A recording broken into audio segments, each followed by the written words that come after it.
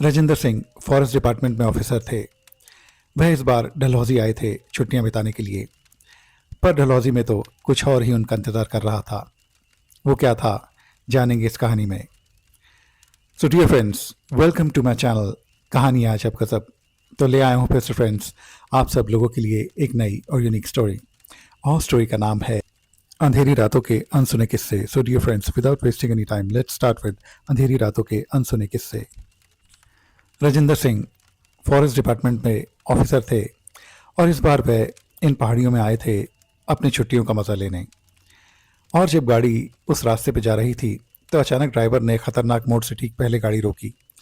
सड़क के किनारे बर्फ में आधा दबा हुआ एक छोटा सा मंदिर खड़ा था। ड्राइवर बिना कुछ कहे बाहर उतरा और कांपते हाथों से स्थानीय देवता को प्रणाम करने लगा। तभी राजेंद्र सिंह ने धीमी लेकिन बेचैन आवाज़ में पूछा, इन पहाड़ों में हर खतरनाक मोड़ पर मंदिर क्यों होता है, खासकर ऐसे मोड़ों पर जहां सामने कुछ दिखाई नहीं देता, मीन्स ब्लाइंड कर्व। सच कहूं तो इस बर्फीली खामोशी में इस बार मुझे कोई जवाब नहीं सूझा। राजेंद्र ने ड्राइवर की तरफ घूरते हुए कहा, तुमने ध्यान दिया, ये मंदिर हर मोड़ हर घुमाव पर बने हैं, जैसे कोई चेतावनी दे रहे हों। तभी साथ बैठे राजेंद्र के दोस्त सुरेश ने हंसी में कहा, इसलिए तो मैं कह रहा हूँ अपने लिए कोई सुंदर जगह चुन लो। इन पतली जमी हुई सड़कों पर हर सफ़र एक परीक्षा की तरह होता है। हाँ हाँ, मैं समझ गया, राजेंद्र ने कहा, लेकिन उसकी आवाज़ में हल्की सी घबराहट थी। ये डरावना तो ज़रूर है, लेकिन मुझे किसी मोड़ या घुमाव में कोई दिलचस्पी नहीं। मैं बस सुरक्षित अपने परिवार के पास वापस इंदौर लौटना चाहता हूँ। हम सब जोर से हंस पड़े और गाड़ी आगे बढ़ गई। बर्फ से ढके उस वीरान पहाड़ी रास्ते पर जहां हर मोड़ किसी राज को छुपाए बैठा था। तभी ड्राइवर ने गहरी सांस ली और कहा, जहां हादसों में लोग मरते हैं वो जगह प्रेतग्रस्त हो जाती हैं सर, क्योंकि मरे हुए लोगों की प्रेतात्माएं उन्हीं रास्तों पर भटकती रहती हैं।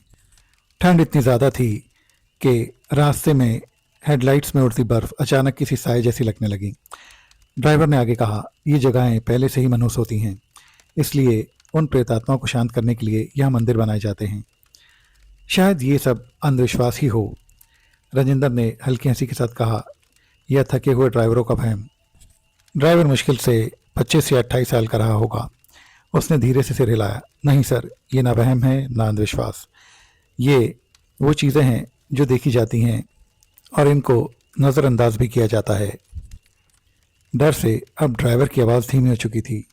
वो बोला, बहुत से ड्राइवर बताते हैं सर कि उन्होंने इन पहाड़ों में या इन सुनसान रास्तों पर अलौकिक चीज़ें देखी हैं, इसलिए हम विश्वास करते हैं। जब भी नई गाड़ी लेते हैं तो उसकी पूजा कराते हैं। राजेंद्र ने उत्सुकता से पूछा, क्या तुम्हें रात में गाड़ी चलाने में डर नहीं लगता? अब राजेंद्र की जिज्ञासा जाग चुकी थी। ड्राइवर ने बिना पीछे देखे जवाब दिया, सर डर तो लगता है, लेकिन हमारे पास बचने के तरीके हैं। पंडित जी के बताए हुए कुछ तरीके जो हम किसी को नहीं बताते। और फिर गाड़ी एक अंधे मोड़ पर पहुंची। कुछ ड्राइवर, उसने ठंडी आवाज़ में कहा, ख़ास जगह से गुजरने से पहले माचिस की तीली जलाते हैं और उसे सड़क पर फेंक देते हैं। तीली की आग बर्फ पर कुछ सेकंड तक जलती है और फिर बुझ जाती है और फिर वो उस रास्ते को पास कर लेते हैं। और तो और सर, कुछ लोग गाड़ी में चिकने सफ़ेद पत्थर रखते हैं जो अक्सर नदी के पास मिलते हैं। ड्राइवर ने धीमी आवाज़ में कहा, वह प्रेतों को दूर रखते हैं। बाहर बर्फ गिर रही थी और शीशे पर जमती बर्फ के पीछे पहाड़ किसी भूतिया साए जैसे लग रहे थे। और फिर हम घर से पूजा प्रार्थना करके निकलते हैं। और फिर हम सब दोस्तों ने गाड़ी से बाहर झांक कर देखा। कुछ चुनिंदा रास्तों पर छोटे छोटे मंदिर बर्फ में दबे खड़े थे, जैसे किसी ने उन्हें जानबूझकर वहां रख छोड़ा हो। गाड़ी तेज हुई और कुछ ही देर में एक और मंदिर दिखा, फिर थोड़ा आगे एक और। अब हैरानी होने लगी थी कि क्या सच में ये लोग जिन्होंने ये मंदिर बनाए थे, क्या इन्होंने लोगों को सच में बचाने के लिए ये मंदिर बनाए थे और उनकी सेफ्टी और सिक्योरिटी को ध्यान में रख के ये चीज़ें बनी थी। दिन में इन सड़कों पर चलने वाले ड्राइवरों का अनुभव सामान्य था, लेकिन रात में सब कुछ बदल जाता था और कुछ रातें दूसरों से कहीं ज़्यादा अलग होती थी। तब मेरे एक दोस्त ने हंसते हुए कहा, क्या तुम मजाक कर रहे हो? दिन में माहौल कुछ और रात में कुछ और। तब ड्राइवर ने कहा, हाँ सर, ऐसा ही होता है। दिन में सारी स्थिति सामान्य होती है, मगर रात में कोई भी नहीं होता, सड़कों पर चलने वाले भी नहीं होते, ना ही कोई ट्रैफिक। इसलिए स्थिति बेहद डरावनी हो जाती है। अब लोकेश ने अपना अनुभव सुनाया, जो हर तर्क, हर विश्लेषण से अलग था। वो एक दूसरे राज्य का रहने वाला था और अपने क्लाइंट्स के साथ मीटिंग के बाद अपने ऑफिस से लौट रहा था। उस रात वो देर से निकला था और जैसे ही उसने बर्फ से जमी उस सड़क पर गाड़ी बढ़ाई, उसे एहसास हुआ कि ये सफ़र सिर्फ घर लौटने का नहीं रह गया था, कुछ और भी उसके साथ चल रहा था। लोकेश ने अपनी घड़ी में देखा तो रात के 2:30 बज रहे थे। वो बहुत लेट था। बर्फ से ढकी पहाड़ी घाटी में एक सुनसान ट्रांजिट पॉइंट पार करते हुए, जहां दिन में तो शोर रहता है लेकिन रात में सिर्फ सन्नाटा। थकान उसकी पलकों पर जम चुकी थी और बस दिमाग में एक ही ख्याल था, घर पहुंचना और अपने गर्म बिस्तर में गिर जाना। तभी सड़क के किनारे बने एक अस्थायी पिकअप पॉइंट के पास उसकी नज़र पड़ी। वहां एक महिला खड़ी थी। चेहरा साफ दिखाई नहीं दे रहा था, लेकिन लंबे खुले बाल और ठंडी हवा में लहराती एक साड़ी, सब कुछ अस्वाभाविक लग रहा था। इतनी रात में, इतनी ठंड में एक अकेली महिला यहाँ क्या कर रही है? वो पल भर के लिए चौंका, मगर रुका नहीं। कौन जानता था वो कौन थी? कोई भटकी हुई टूरिस्ट या फिर कोई और? वो आगे बढ़ गया कि अचानक उसने अपने दाईं ओर देखा तो वो महिला उसकी कार के साथ साथ चल रही थी। चल नहीं रही थी, अब वो दौड़ रही थी। वही साड़ी, वही बाल, लेकिन चेहरा अब भी धुंध में छिपा हुआ। और फिर अचानक लोकेश ने जोर से ब्रेक मारा और ब्रेक की आवाज़ काफ़ी तेज सुनाई दी। उसे लगा अब सुनाई देने लगेगा। क्या उसे लिफ्ट चाहिए थी या मदद? लेकिन कौन इतनी बर्फीली सड़क पर इतनी तेज़ी से साड़ी पहनकर दौड़ सकता है? उसने फिर दाईं ओर देखा, वहाँ कोई नहीं था। अब डर साफ महसूस हो रहा था। फिर लोकेश ने सोचा कि बाहर उतर कर देखना चाहिए, लेकिन उसकी अनजानी आशंका ने उसे सीट से चिपका ही दिया। उसने कार को दोबारा स्टार्ट किया। थोड़ी आगे गया, एक जमे हुए पार्किंग एरिया के पास, एक पुराने पहाड़ी होटल के एंट्रेंस से पहले वाले मोड़ पर उसने एक बार फिर देखा। इस बार वो सड़क के किनारे खड़ी थी, बिल्कुल शांत। अब उसे यकीन हो गया था कि कुछ तो बहुत गलत है। उसका मन कह रहा था वह उसे फिर दिखेगी, और फिर वही हुआ। कुछ मीटर आगे एक अंधे मोड़ पर, जहाँ चट्टानें सड़क के बिल्कुल पास आ जाती हैं, वो वहाँ फिर से खड़ी थी, होटल के नीचे। कुछ समय पहले इसी घाटी में एक बस गहरी खाई में गिरी थी। कुछ महीनों बाद एक भारी ट्रक भी उसी मोड़ पर लापता हो गया था। कुछ साल पहले एक स्थानीय शख्स ने अपनी कार सीधे बर्फ से ढकी हुई खाई में उतार दी थी। सब कुछ इसी जगह हुआ था। मोड़ से कुछ मीटर पहले वो महिला सड़क के किनारे फिर खड़ी थी। वह हाथों के इशारों से उसे आगे, यानी लोकेश को आगे चलने का इशारा कर रही थी। उसे पता था यहाँ बाईं ओर एक खतरनाक मोड़ है। उसकी आंखों के सामने एक सीधी सड़क दिखाई दे रही थी, साफ खुली हुई, जैसे किसी ने पहाड़ को काट कर नया रास्ता बना दिया हो। अब वह घबरा रहा था। ये कौन हो सकता है? उसने मन के खिलाफ जाकर बाईं ओर मुड़ने का फैसला किया। हालांकि वहां उसे कोई सड़क दिखाई नहीं दे रही थी। जैसे ही उसने स्टीयरिंग बाईं ओर घुमाया, एक पल में वो महिला गायब हो गई। सीधी सड़क का वो टुकड़ा भी धुंध में खुल गया और वही पुराना खतरनाक मोड़ फिर से सामने आ गया। वो डर गया, लेकिन उसने खुद को संभाला। धीरे धीरे बर्फ पर गाड़ी बढ़ाते हुए उसने भगवान को याद किया और भगवान का शुक्रिया अदा किया कि उन्होंने उसे सही रास्ता दिखा दिया। कुछ और आगे जाने पर उसे अपने घर का रास्ता मिल गया और वो सुरक्षित घर पहुंच गया। फिर ड्राइवर बोला, सर, मैं आपको एक और इसी तरह की कहानी सुनाता हूँ। ये 6 दोस्तों की कहानी है। जब वो एक सड़क किनारे ढाबे पर रुके, वह डलहौजी के मशहूर रिजॉर्ट से लगभग 8 किलोमीटर दूर था। वो हिमाचल के एक अनजाने बर्फ से ढके हुए इलाके में जा रहे थे। तारीख थी 31 दिसंबर, नए साल की रात। उन्होंने सोचा था कि वहीं जाके जश्न मनाएंगे। घड़ी में रात के 10 बज रहे थे। जैसे ही वे चाय के पैसे चुका रहे थे, एक गाड़ी तेज़ म्यूज़िक बजाती हुई उनके पास से गुजर गई। गाड़ी के अंदर बैठे लोग हाथों में बियर की बोतलें लिए ज़ोर ज़ोर से गाना गा रहे थे। 2 लड़के तो खिड़की से बाहर लटके हुए थे। बर्फीली हवा में उनकी हंसी गूंज रही थी, लेकिन पहाड़ों की खामोशी में वो हंसी किसी चेतावनी जैसी लग रही थी। बहुत बुरा हुआ साहब, वो चले गए, ढाबे के मालिक ने कहा। उसकी आवाज़ में अफसोस नहीं था, पर एक अजीब सी परेशानी थी, जैसे वह पहले से सब जानता हो। 6 दोस्त एक दूसरे का मुंह देखने लगे। पहाड़ी ढाबे वाला आग की धीमी लौ की तरफ देखता रहा और फिर बोला, वह जहाँ जा रहे हैं वो जगह बेहद ख़तरनाक है।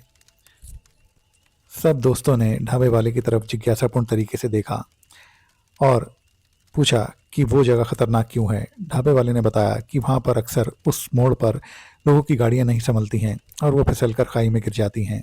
बस यही है। और जिस तरह से इन लोगों ने शराब पी रखी है, ये उस जगह संभल नहीं पाएंगे। ये वो कह ही रहा था कि हम सब दोस्तों ने कहा कि हम भी उस रास्ते से जाना पसंद नहीं करेंगे, हमें कोई और रास्ता बता दीजिए। फिर ढाबे वाले ने एक लंबा और कठिन रास्ता बताया, लेकिन वो पूरी तरह से सुरक्षित था। फिर अगले दिन हमें खबर मिली कि एक गाड़ी बुरी तरह से नीचे कई विशाल पेड़ों में फंस गई है, खाई में, लेकिन उसमें जितने भी सवार थे वो बच गए थे। हम जिस जगह पहुंचना चाहते थे उस जगह सुरक्षित पहुंच गए थे, मगर हमें पता लग गया था कि स्थानीय लोगों से जानकारी लेना बहुत अच्छी बात होती है। और फिर बहुत ज़्यादा मनाने के बाद आखिरकार स्थानीय लोगों ने हमें बताया कि ये प्रेत शराबियों पर हमला करता है। कई दशक पहले की बात है। कड़ाके की ठंड में एक व्यक्ति जीप से इन्हीं पहाड़ों के एक रास्ते पर जा रहा था। चारों तरफ बर्फ जमी थी, रास्ता बेहद फिसलन भरा था। घर पर उसका पूरा परिवार था। उसकी पत्नी ने उसे कहा भी था कि शराब के नशे में गाड़ी बिल्कुल मत चलाना। पत्नी बार बार कहती रही, गाड़ी मत चलाओ, मत चलाओ, और वहीं किसी रिश्तेदार के यहाँ रुक जाना। लेकिन नशे में उसकी सुनने की ताकत ख़त्म हो चुकी थी। और फिर वही मोड़ आया जिस पे आज भी लोग फंस जाते हैं। एक स्थानीय व्यक्ति जो कि उसी मोड़ की सड़क को पार कर रहा था, इस गाड़ी को देख नहीं पाया और गाड़ी फिसलती हुई उससे टकरा गई और वो खाई में जा गिरा। व्यक्ति को मृत घोषित कर दिया गया और आज भी ये कहा जाता है कि वो व्यक्ति वहीं पर भटकता है। लेकिन वह हर किसी को नहीं परेशान करता, वह सिर्फ शराबियों पर हमला करता है, खासकर नशे में गाड़ी चलाने वालों पर। जो लोग नशे की हालत में उस रास्ते से गुजरते हैं वह उनका ध्यान भटका देता है, कभी उनके सामने आकर और तो कभी सड़क को सीधा दिखाकर उन्हें खाई की तरफ धकेल देता है। अजीब बात यह है कि कोई मरता तो नहीं है, लेकिन जीवन भर वे लोग इस हादसे के बारे में सोच सोच कर डरते ज़रूर हैं।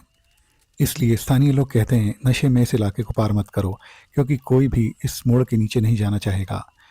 सब लोग ये सुनकर सन्न रह गए और इस बात की सच्चाई से अब सब लोग अवगत हो चुके थे कि वहाँ पर इस तरह से जाना, यानी कि इस मोड़ को शराब पीकर पार करना बेहद खतरनाक हो सकता है। अब वो आखिरी कहानी जो ड्राइवर ने उन सब लोगों को सुनाई, जो कि बेहद डरावनी थी। ड्राइवर ने उन्हें कहानी सुनाना शुरू किया और उन्हें बताया कि एक बार यहाँ पर पावर लिफ्टिंग की एक टीम आई थी। वो लोग काफ़ी हट्टे कट्टे और तगड़े थे और उनमें एक शख्स था, उमेश कुमार। उमेश कुमार अक्सर शाम को जॉगिंग के लिए जाता था। मैंने उसे कई बार मना किया था कि आप शाम को जंगल के उस वाले हिस्से के आसपास भी ना जाएं, पर बहुत कहने के बावजूद भी वो कहता था कि ये मेरी सेहत के लिए ज़रूरी है और मुझे दौड़ लगानी ही है ताकि मैं ज़्यादा से ज़्यादा वज़न उठा सकूं। इस तरह की बात करके उसने मेरी बातों को नज़रअंदाज कर दिया था। कुछ दिनों बाद मुझे पता चला कि उमेश कुमार की तबीयत ख़राब है। मैं उससे मिलने उसके होटल रूम पर गया। वहाँ देखा तो वो बिस्तर पर लेटा था। मैंने उससे पूछा कि क्या हुआ, और फिर मुझे ये पता चला। उसने बताया कि जब एक शाम जब वो जॉगिंग कर रहा था तब उसने देखा कि पगडंडी पर एक औरत चल रही है और वो चलते चलते अचानक गिर गई। जैसे ही वो उसे उठाने के लिए यानी कि संभालने के लिए उसके पास गया तो उसने इस उमेश कुमार का हाथ पकड़ लिया और हाथ को पकड़ने की मुद्रा में वो उठी। तब उमेश कुमार ने बताया कि उस बूढ़ी औरत का चेहरा काफ़ी डरावना था, मगर वो डरा नहीं। उसने फिर भी उस बूढ़ी औरत की मदद करी। उसने सोचा कि ये कोई स्थानीय औरत ही होगी, मगर जब उमेश कुमार ने अपना हाथ उसकी कलाई से हटाने की कोशिश करी तो उसने उमेश कुमार का हाथ और ज़ोर से पकड़ लिया। उमेश कुमार ने बताया कि मैं एक पावर लिफ्टर हूँ, मेरे लिए कोई बड़ी बात नहीं है कि कोई मेरा हाथ पकड़े और उसे मैं एक झटके में छुड़ा न लूँ, लेकिन अपनी पूरी ताकत लगाने के बावजूद भी मैं उस बुढ़िया से अपना हाथ छुड़ा नहीं पा रहा था और वो लगातार भयानक तरीके से हंसती जा रही थी। मैं अपनी ताकत लगाता जा रहा था और वो मेरी कलाई को और कसती जा रही थी। मैंने अपना हाथ छुड़ाने के लिए और ज़्यादा कोशिश करी, लेकिन इस बार उसने मुझे उठा के पटक दिया। जैसे ही मैं गिरा मैं तुरंत उठ के भागने लगा और जब देखा तो वो भी मेरे पीछे भाग रही थी, जब तक कि मैं एक सुरक्षित स्थान पर नहीं पहुंच गया। वहाँ पर मुझे कुछ लोग दिखाई दिए, बस उनके पास जाकर मैं बेहोश हो गया और फिर मुझे नहीं पता कि मैं कब यहाँ अपने इस होटल रूम में लाया गया। फिर डॉक्टर आया और उसने मुझे पूरी तरह से देखभाल करके मुझे कुछ दवाइयाँ दे दी। फिर ड्राइवर बोला, मैंने उमेश कुमार को सारी असलियत बताई कि वहाँ पर जो उनको मिली थी वो एक बूढ़ी जादूगरनी है। वो कई 100 साल पहले यहाँ थी और अब वो किसी किसी को वहाँ दिखाई देती है और इसलिए आपने उसके इलाके के अंदर कदम रखा और उसने आप पर हमला कर दिया। ये सुनकर उमेश कुमार काफ़ी उदास हुआ। अब ड्राइवर की सारी कहानियाँ खत्म हो चुकी थी और अब हम सब लोग अपनी मंजिल पर पहुंच चुके थे, मगर एक अलग अनुभव के साथ। सो डियर फ्रेंड्स, ये थी कहानी अंधेरी रातों के अनसुने किस्से। ये कहानी आपको कैसी लगी प्लीज़ कमेंट करके ज़रूर बताएं। मेरे चैनल को लाइक, शेयर और सब्सक्राइब ज़रूर करें और बेल आइकन प्रेस करना भी ना भूलें। डियर फ्रेंड्स, मेरे और भी इंटरेस्टिंग वीडियोस आपको मेरे चैनल पर मिल जाएंगे, उन्हें भी अपने फ्रेंड्स और फैमिली के साथ ज़रूर एंजॉय करें। डियर फ्रेंड्स, अब आप महज सब्सक्राइबर्स नहीं फैमिली हैं, तो देखते रहिए कहानियाँ अजब गजब stories forever. Dear friends, please वो हाई बटन प्रेस करना ना भूलें और आपकी बहुत अच्छी सेहत और ब्राइट फ्यूचर की कामना के साथ मैं लेता हूँ आपसे विदा। मिलते हैं मेरे अगले इंटरेस्टिंग वीडियो में, तब तक के लिए बाय बाय।